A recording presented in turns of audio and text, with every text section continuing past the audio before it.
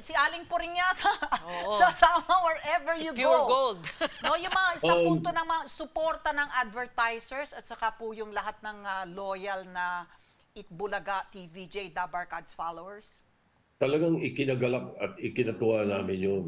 Yung reaksyon ng mga supporters natin, mga Dabarkads, mga netizens, talagang ikinatuwa namin yun. Ikinagulat, siyempre, at lalong nakakagulat is natuwa kami sapagkat pinaalam sa amin ng sales na except those na nakapag-advance, na nakita nila ng advance, lahat sasama sa amin.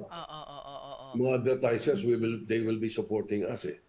Hindi ko alam kung nanood kayo. Nanood ba kayo nung bago na yung hosts ng Itbulaga? Number one, anong reaction ninyo?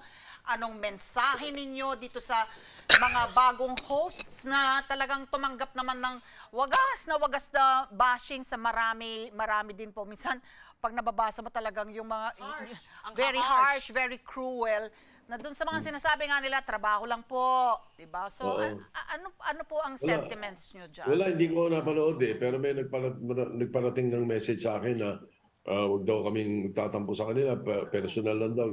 Huwag daw kami personalin kasi daw ay gusto lang nila magkaroon ng trabaho. Walang problema sa akin. Hindi naman, wala kami reaction. Saka hindi ko napanood eh. Ewan ko kung nanood si Vico at si Joey. Ako po nanonood. Gusto niyo ng feedback?